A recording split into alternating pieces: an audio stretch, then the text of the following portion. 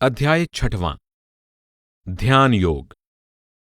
श्रीभगवानुवाच अनाश्रितकर्मफलं कार्यं कर्म करोति यः स सन्न्यासी च योगी च न निरग्निर्न चाक्रियः।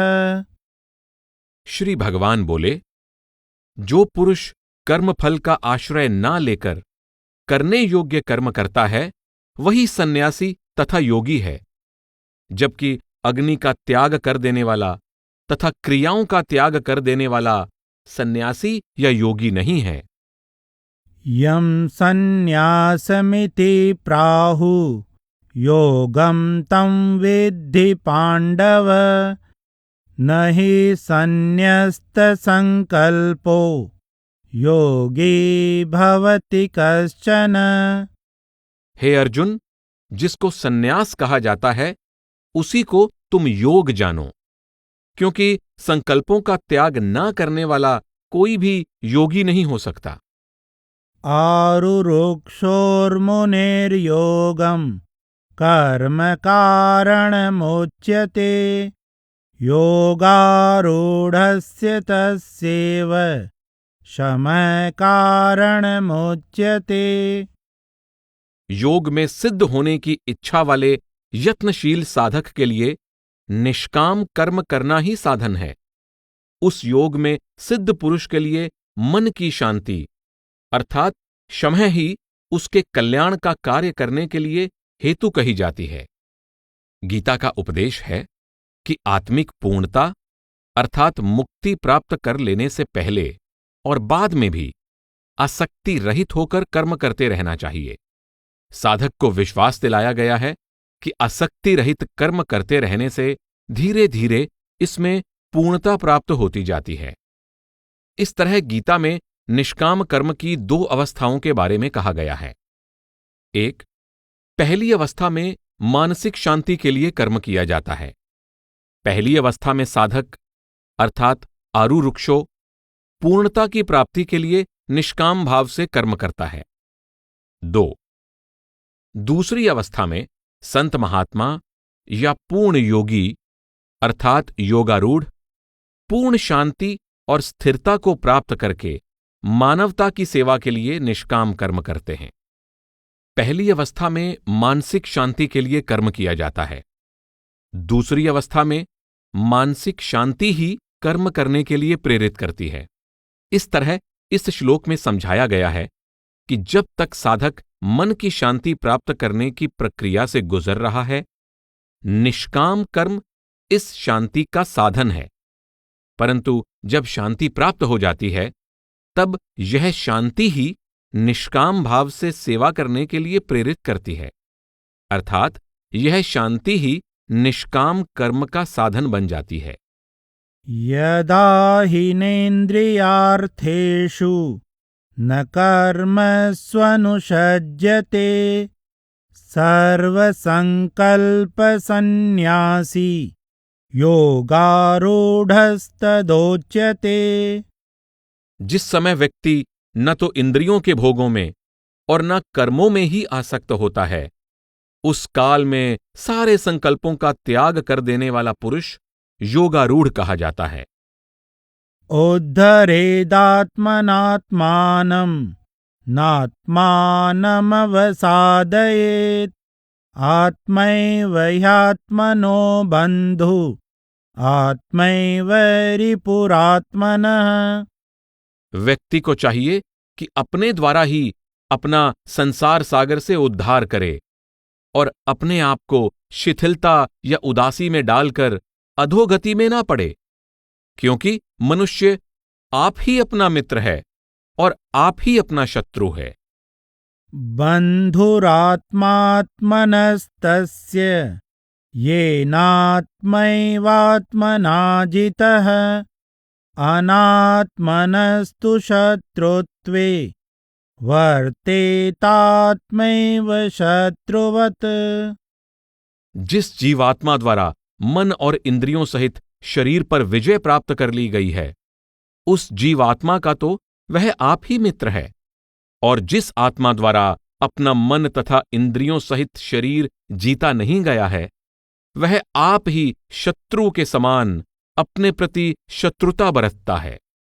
जितात्मन प्रशान्तस्य परमात्मा समाहितः शीतोष्णसुखदुःखेषु तथा मानापमानयो।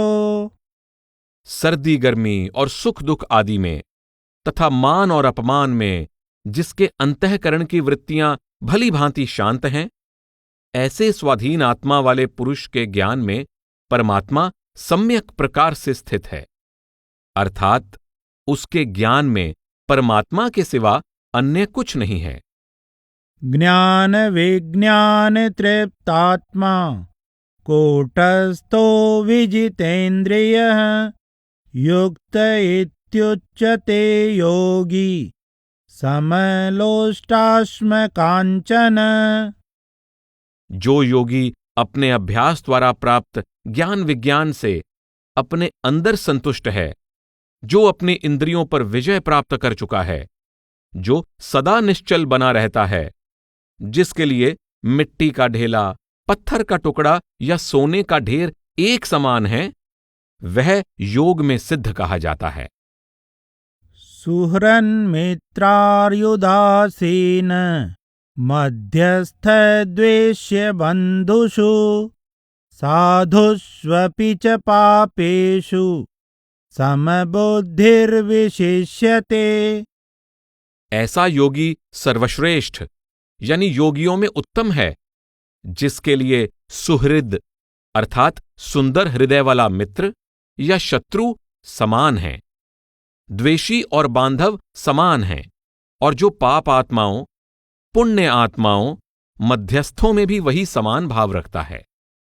योगी युञ्जीत सततम् आत्मानं रहसि स्थितः एकाकीयत चित्तात्मा निराशीरपरिग्रह। मन और इंद्रियों को वश में रखकर तथा आशा रहित और संग्रह रहित होकर योगी को चाहिए कि वह अकेला एकांत स्थान में स्थित होकर आत्मा को सदा परमात्मा में लगाए। शुचौ देशे प्रतिष्ठाप्य स्थिरमासनमात्मनः नात्युच्छ्रितं नातिनीचं चैलाजिनकुशोत्तरम् तत्रेकाग्रं मनः कृत्वा यतचित्तेन्द्रियक्रियः उपविश्यासने युञ्ज्यात् योगमात्मविशुद्धये। किसी पवित्र जगह पर अपना स्थिर आसन बनाकर, जो न अधिक ऊंचा हो और न अधिक नीचा हो, जिसके ऊपर क्रमशः कुशा, मृगछाला और कपड़ा बिछा हो, ऐसे आसन पर बैठकर अपने चित्त और इंद्रियों की क्रियाओं को वश में रखते हुए मन को एकाग्र करके वहां अंतःकरण की शुद्धि के लिए योग का अभ्यास करे। प्राचीन काल में उत्तर भारत में जहां गीता की रचना हुई थी, कुश नामक घास प्रचुर मात्रा में मिलती थी। यह नोकीला घास पशुओं के चारे के काम नहीं आ सकता। उस काल में कपड़े की कमी के कारण मरे हुए हिरन या शेर की छाला, जो सुगमता से प्राप्त हो जाती थी, उसी से बैठने के लिए आसन या बिस्तर तैयार कर लिया जाता था। परंतु आजकल आसन बनाने के लिए न तो वह कुश घास और न जानवरों की छाला की ही जरूरत है। आजकल साधारण कपास, ऊन या किसी भी ऐसे धागे से बने कपड़े से सुविधाजनक और टिकाऊ आसन बना सकते हैं। समं कायशिरो ग्रीवं धारयन्नचलं स्थिरः सम्प्रेक्ष्य नासिकाग्रं स्वं दिशश्चानवलोकयन्। साधक अपने शरीर, सिर और गर्दन को बिल्कुल सीधा और स्थिर रखे। अपना ध्यान नासिका के अगले भाग पर अर्थात दोनों भ्रिकुटियों के मध्य के बिंदु पर जमा कर अन्य दिशाओं को न देखता हुआ केंद्रित रखे। प्रशांतात्मा विगत भी ब्रह्मचारी व्रते स्थित मन संयम्य मच्चित्तो युक्त आसीत मत्पर।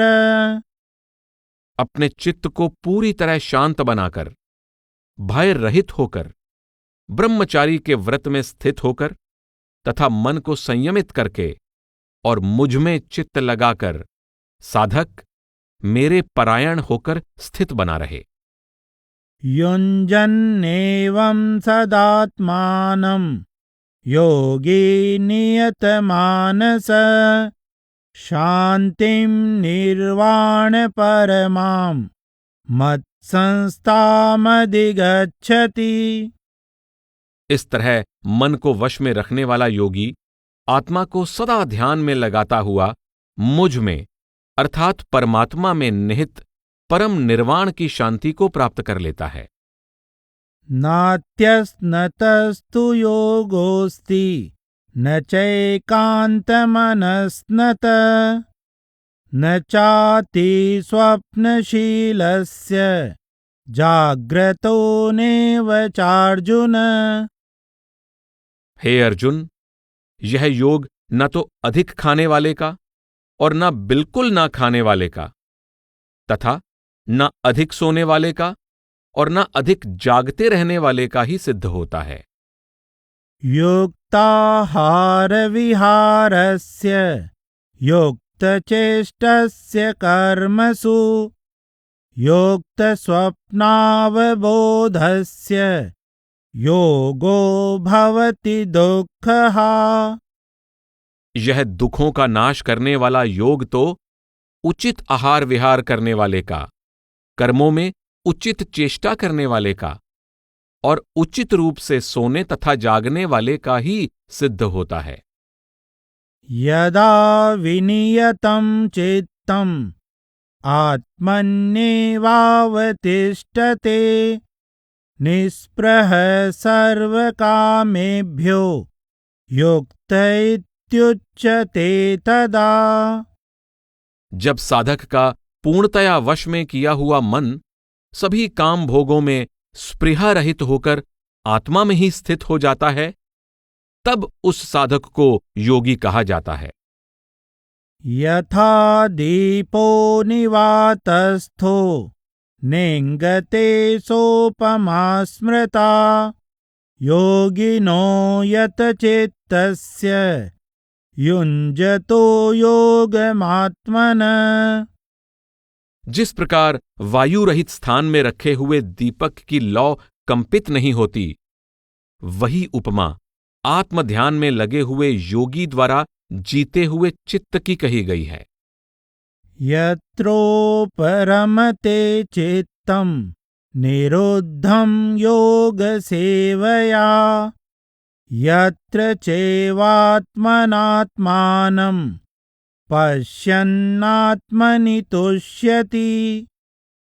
योग के अभ्यास के कारण निरुद्ध अर्थात स्थिर चित्त जिस अवस्था में उपराम अर्थात विषयों से विरक्त हो जाता है और जब आत्मा द्वारा आत्मा का साक्षात्कार करता हुआ साधक आत्मा में ही संतुष्ट रहता है।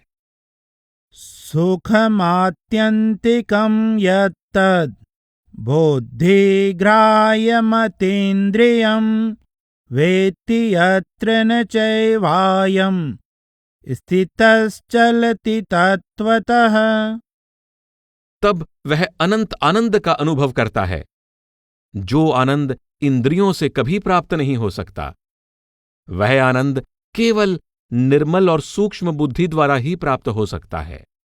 उस आनंद में स्थित हुआ साधक तत्वज्ञान अर्थात परम सत्य से कभी दूर नहीं होता।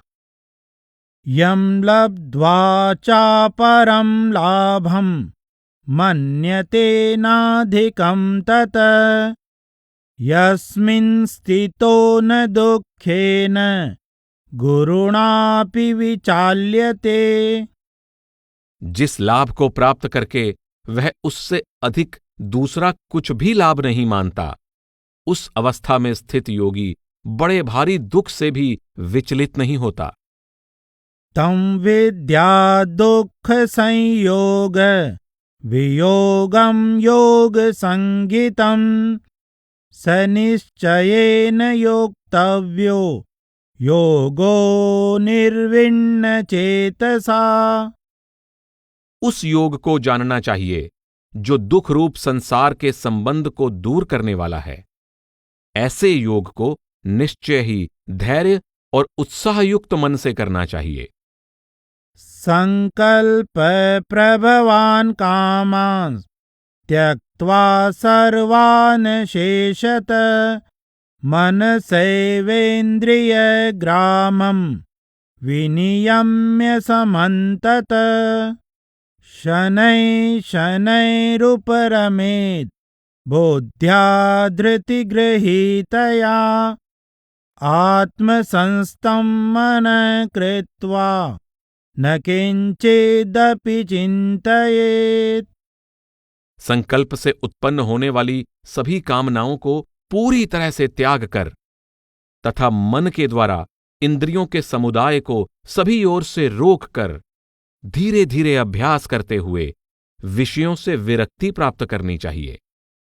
धैर्ययुक्त बुद्धि द्वारा मन को आत्मा में स्थिर करके फिर और कुछ भी चिंतन नहीं करना चाहिए। यतो यतो निश्चरति मनश्चञ्चलमस्थिरं ततस्ततो नियम्येतत् आत्मन्येव वशं नयेत्। यह अस्थिर और चंचल मन जिन जिन विषयों के निमित्त से संसार में विचरता रहता है, उन सभी विषयों से हटाकर इसे आत्मा में ही स्थिर रखना चाहिए। प्रशान्तमनसं हीनं योगिनं सुखमुत्तमम् उपैति शान्तरजसं ब्रह्मभूतमकल्मषम्। क्योंकि जिसका मन पूर्णतया शांत है, जिसकी वासनाएं भी शांत हो चुकी हैं, जो पाप रहित है और जिसका ब्रह्म से एक ही भाव हो चुका है, ऐसे योगी को उत्तम आनंद प्राप्त होता है। युञ्जन्नेवं सदात्मानं योगी विगतकल्मष सुखेन ब्रह्म संस्पर्शम् अत्यन्तं सुखमश्नुते। इस तरह आत्मा के निरंतर ध्यान के अभ्यास में लगा हुआ पाप रहित योगी सुखपूर्वक पर ब्रह्म परमात्मा की प्राप्ति रूप अनंत आनंद का अनुभव करता है। सर्वभूतस्थमात्मानं सर्वभूतानि चात्मनि ईक्षते योगयुक्तात्मा सर्वत्र समदर्शन। जिसकी आत्मा पूर्णतया योग में युक्त है, ऐसा योगी सबको समभाव से देखता है। वह योगी आत्मा को संपूर्ण भूतों अर्थात प्राणियों में स्थित और संपूर्ण भूतों को आत्मा में देखता है। यो मां पश्यति सर्वत्र सर्वं च मयि पश्यति तस्याहं न प्रणश्यामि स च मे न प्रणश्यति। जो मुझे अर्थात परमात्मा को सर्वत्र देखता है और सब कुछ मुझ में देखता है, उसके लिए न तो मैं कभी अलग होता हूं और न वह मेरे लिए अलग होता है। सर्वभूतस्थितं यो मां भजत्येकत्वमास्थितः सर्वथा वर्तमानोऽपि स योगी मयि वर्तते। जो योगी मुझ में एकत्व भाव से स्थित हुआ समस्त भूतों में स्थित रहने वाले मुझ को भजता है, वह सब प्रकार से संसार में रहता हुआ भी मुझ में ही लीन रहता है। आत्मौपम्येन सर्वत्र समं पश्यति योऽर्जुन सुखं वा यदि वा दुःखं स योगी परमो मतः। हे अर्जुन, मैं उसी को परम योगी मानता हूं जो सभी जीवों को अपने ही समान समझते हुए सबको समान रूप से देखता है और सभी जीवों के दुख सुख को भी समान रूप से अनुभव करता है। सभी जीवों को अपने समान समझते हुए उनसे व्यवहार करना नैतिकता का सुनहरा नियम है। इसलिए सभी जीवों का सदा भला करने का यत्न करना चाहिए और कभी भी किसी को किसी प्रकार से कष्ट नहीं देना चाहिए। अर्जुन उवाच योऽयं योगस्त्वया प्रोक्त साम्येन मधुसूदन एतस्याहं न पश्यामि चञ्चलत्वात् स्थितिं स्थिराम्। अर्जुन ने कहा, हे कृष्ण, जिस योग को आपने समत्व के रूप में कहा है, मन के चंचल होने के कारण मैं इसकी नित्य स्थिति नहीं देखता हूं।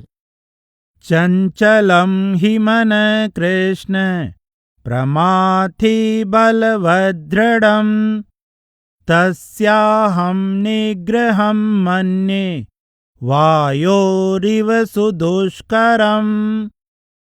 क्योंकि हे कृष्ण, मन तो बहुत चंचल प्रचंड स्वभाव वाला बलवान और हठी है, इसलिए मन को वश में करना मैं समझता हूं वायु को रोकने की भांति अत्यंत दुष्कर है। श्री भगवानुवाच असंशयं महाबाहो मनो दुर्निग्रहं चलम् अभ्यासेन तु कौन्तेय वैराग्येण च गृह्यते। श्री भगवान बोले, निस्संदेह मन बहुत ही चंचल और बड़ी मुश्किल से वश में होने वाला है, परंतु हे अर्जुन, लगातार अभ्यास और वैराग्य से इसे वश में किया जा सकता है। असंयतात्मना योगो दुष्प्राप इति मे मति वश्यात्मना तु यतता शक्तो वाप्तुमुपायत। जिसका मन संयम में नहीं, उसके लिए योग को सिद्ध करना कठिन है, परंतु जिसने मन को वश में कर लिया वह प्रयत्नशील होकर सफलता प्राप्त कर सकता है, ऐसा मेरा मत है। अर्जुन उवाच अयति श्रद्धयोपेतो योगाच्चलितमानस अप्राप्य योग संसिद्धिं काम गतिं कृष्ण गच्छति।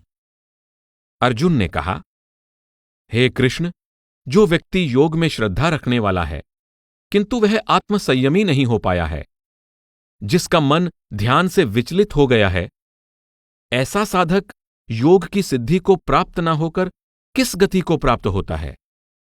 कच्चिन्नो भयविभ्रष्ट छिन्नाभ्रमिव नश्यति अप्रतिष्ठो महाबाहो विमूढ़ो ब्रह्मण पथि। हे कृष्ण, क्या वह प्रभु प्राप्ति के मार्ग में मोहित और आश्रय रहित पुरुष छिन्न भिन्न बादल की भांति दोनों ओर अर्थात सांसारिक और परमार्थिक दृष्टि से भ्रष्ट होकर नष्ट तो नहीं हो जाता? यहां अर्जुन की जिज्ञासा उन व्यक्तियों की अवस्था के बारे में है जो ध्यान योग में अभ्यास का प्रयत्न तो करते हैं, परंतु इस जीवन में पूर्णता न प्राप्त करने के कारण मंजिल तक नहीं पहुंच पाते। अर्जुन की चिंता है कि क्या ऐसे व्यक्तियों का प्रयास बिल्कुल व्यर्थ चला जाएगा? एतन्मे संशयं कृष्ण छेत्तुमर्हस्य शेषतः त्वदन्य संशयस्यास्य छेत्ता नहि उपपद्यते। हे श्री कृष्ण, मेरे इस संशय को संपूर्ण रूप से आप ही दूर करने के योग्य हैं। आपके अतिरिक्त मेरे संशय को दूर करने वाले का मिल पाना संभव नहीं है।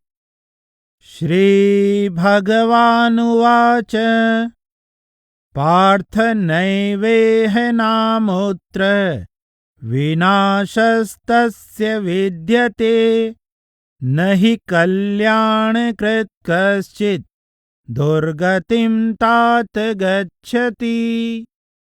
श्री भगवान बोले, हे अर्जुन, उस पुरुष का न तो इस लोक में और न परलोक में ही विनाश होता है, क्योंकि हे मेरे प्रिय, कल्याण का कार्य करने वाला कोई भी व्यक्ति दुर्गति को प्राप्त नहीं होता। सच्चे दिल से आत्मिक अभ्यास में प्रयत्नशील प्राणी के प्रयास विफल नहीं होते।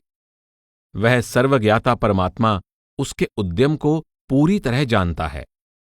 साधक जो भी कोशिश करता है वह उसके लेखे में चला जाता है और भविष्य में उस साधक को उसका फल अवश्य मिलता है। गीता के अगले श्लोकों में ऐसे साधक की जो अवस्था होती है उसे स्पष्ट किया गया है। प्राप्य पुण्यकृतां लोकान् उषित्वा शाश्वती समा शुचीनां श्रीमतां गेहे योगभ्रष्टोऽभिजायते। योग भ्रष्ट व्यक्ति पुण्य कर्म करने वालों के लोकों को प्राप्त करके अनेक वर्षों तक वहां निवास करने के बाद शुद्ध आचरण वाले महापुरुषों के घर में जन्म लेता है। अथवा योगिनामेव कुले भवति धीमताम् एतद्धि दुर्लभतरं लोके जन्म यदीदृशम्।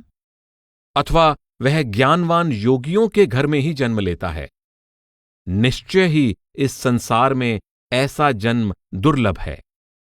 तत्र तं बुद्धि संयोगं लभते पौर्वदेहिकं यत ते च ततो भूय संसिद्धौ कुरु नंदन। वह पुरुष वहां उस पहले शरीर में संग्रह किए हुए बुद्धि के संयोग से सहज ही अपने पूर्व जन्म के संस्कारों को प्राप्त कर लेता है और उन्हें पुनः विकसित करके पूर्ण सफलता प्राप्त करने का प्रयास करता है। पूर्वाभ्यासेन तेनैव ह्रियते ह्यवशोऽपि स जिज्ञासुरपि योगस्य शब्द ब्रह्माति वर्तते। पहले किए हुए अभ्यास के कारण वह योगी सहज ही योग की ओर आकर्षित हो जाता है। ऐसा योग का जिज्ञासु शब्द ब्रह्म के मंडल से आगे निकल जाता है। प्रयत्नाद्यतमानस्तु योगी संशुद्ध किल्बिष अनेक जन्म संसिद्ध ततो याति परां गतिम्। प्रयत्नपूर्वक अभ्यास में लगा रहने वाला योगी अपने सभी पापों का विनाश करके निर्मल हो जाता है और अनेक जन्मों से सिद्धि को प्राप्त होता हुआ परम गति को प्राप्त कर लेता है। तपस्विभ्योऽधिको योगी ज्ञानिभ्योऽपि मतोऽधिक कर्मिभ्यश्चाधिको योगी तस्माद्योगी भवार्जुन। ऐसा योगी जो निष्काम भाव से कर्म करता है तपस्वियों से बढ़कर है, शास्त्र ज्ञानियों से भी बढ़कर है तथा सकाम कर्म करने वालों से भी बढ़कर है। इसलिए हे अर्जुन, तुम कर्मयोगी बनो। योगिनामपि सर्वेषां मद्गतेनान्तरात्मना श्रद्धावान् भजते यो मां समे युक्ततमो मतः।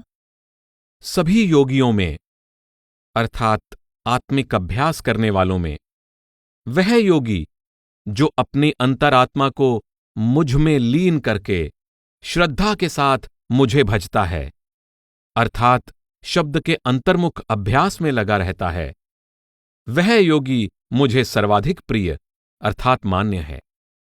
यहां श्री कृष्ण उस योगी की बहुत ही प्रशंसा करते हैं जो सच्चे हृदय और अपनी अंतरात्मा द्वारा परमात्मा से प्रेम करता है। परमात्मा का प्रेम सभी प्रकार के योग साधनों में सर्वश्रेष्ठ और सर्वाधिक सुगम है। गीता का यह 6ठा अध्याय भक्ति मार्ग की श्रेष्ठता की ओर स्पष्ट संकेत करता है, जिसका विस्तृत विवरण अगले अध्यायों में किया गया है। इस प्रकार ध्यान योग नामक 6वां अध्याय समाप्त होता है।